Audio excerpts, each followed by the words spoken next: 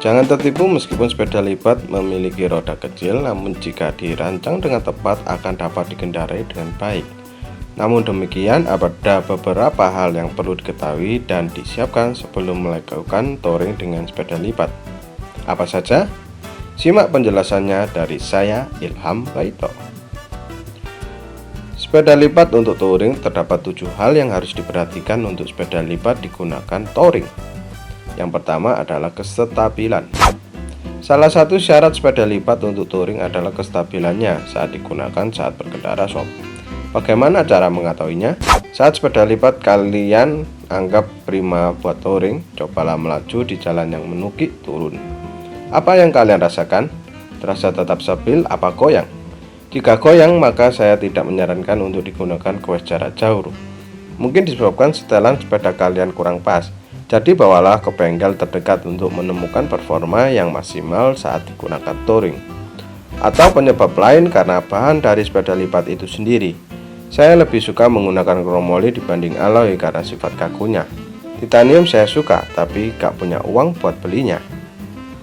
Tapi bahan termurah bisa kalian beli dengan bahan hiten atau besi.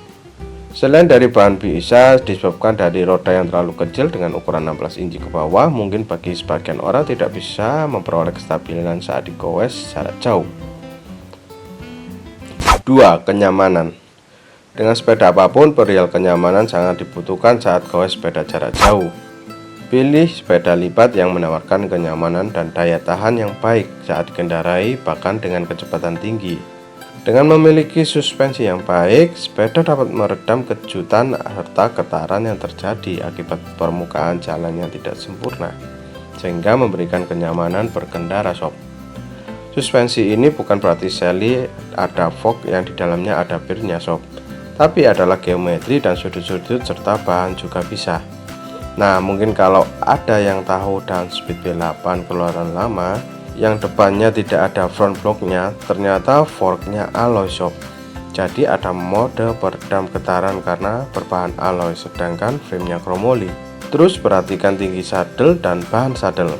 Meskipun sepele, ini sangat menentukan kelamaan Anda berkendara. Begitu pula dengan sistem penguncian. Belilah konstruksi frame yang kuat serta kaku. Frame yang oblak karena bahan atau sistem penguncian yang lemah sangat tidak disarankan untuk touring. Selain itu, penting juga memperhatikan sambungan berupa las-lasan yang ada pada frame atau bodi sepeda. Pilihlah yang rapi dan terlihat sempurna, karena tidak sedikit dari konsumen yang kecewa karena setelah dipakai untuk bersepeda, produk yang dibelinya ternyata tidak nyaman dikendarai. Space atau loadnya.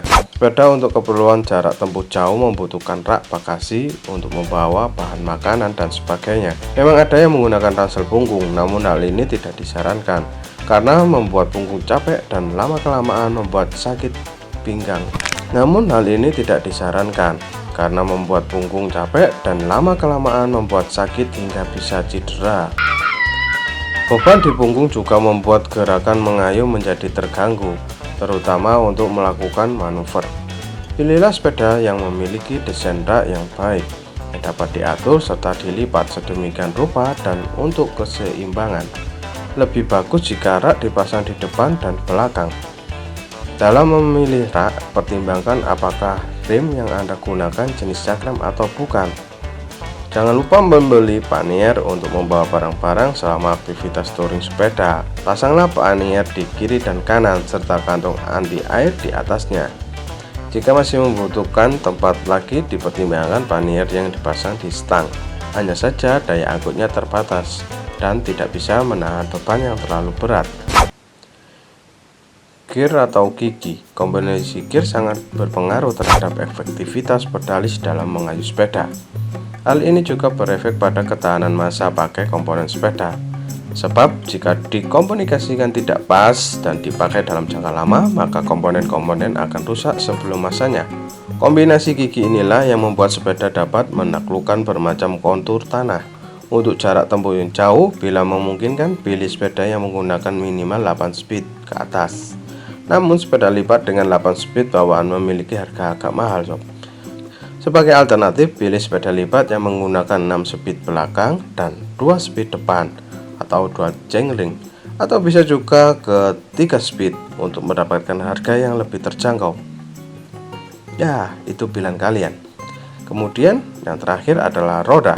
Sepeda lipat rata-rata memiliki roda berukuran 16 dan 20 inci, lebih kecil dibanding dengan sepeda ukuran konvensional. Maka semakin kompak saat dilipat dan lincah digunakan di bidang sempit.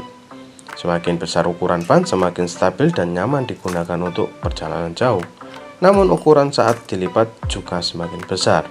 Roda berukuran 16 inci sangat ideal untuk dijinjing dan dibawa dalam angkutan umum karena lebih praktis dan cepat untuk dilipat. Namun sepeda ini kurang nyaman bagi pengendara yang memiliki postur tinggi dan perjalanan dengan jarak tempuh yang jauh, sehingga roda berukuran 16 inci paling cocok dan nyaman bagi mereka yang hidup di kota padat penduduk. Sedangkan sepeda lipat yang memiliki ban berukuran 20 inci menawarkan kenyamanan berkendara dan kinerja lebih baik serta tetap masih mudah dilipat sob. Ukuran ban 20 inci adalah balance dari sepeda lipat, artinya cukup kompak dibanding sepeda biasa namun tetap nyaman sob. Seli ini cocok untuk bersepeda sepanjang hari bagi yang mementingkan kinerja daripada portabilitas. Berat sepeda. Berat atau bobot sepeda merupakan faktor utama dalam aktivitas touring sepeda. Meskipun memiliki sistem suspensi yang baik, memiliki roda dan gigi yang menunjang, namun berat sepeda yang disarankan hanyalah ya sekitar 10 kilo sampai dengan 15 kilo lah sob. Itu menurut saya. Jadi jika dibawa kemana-mana akan terasa ringan dan tidak menyusahkan saat touring. Default atau sistem lipat.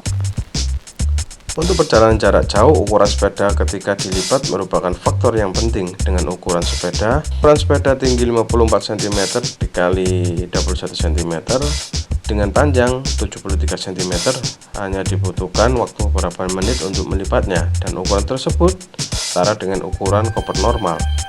Bila sepeda lipat menawarkan sistem penguncian lipatan yang lebih ringkas, kuat namun tetap mudah dibuka tutup, serta lebih mudah dibawa dalam kondisi terlipat, masih dapat ditarik atau didorong, atau tidak perlu diangkat untuk membawanya. Pilih yang pengoperasiannya tidak rumit dan juga ringkas atau tidak banyak memakan tempat, sehingga tidak ada biaya tambahan di kargo. Ukuran sepeda ini masuk dalam kategori ukuran bagasi normal, dan tentu saja Anda dapat membawanya ke dalam bis, taksi, mobil, kereta, dan lainnya. Ya, itulah beberapa tips sederhana yang dapat saya pertimbangkan. Itulah beberapa tips sederhana yang dapat Anda pertimbangkan dalam memilih sepeda lipat untuk touring. Semoga bermanfaat. Semoga bermanfaat. Sampai jumpa. Dadah.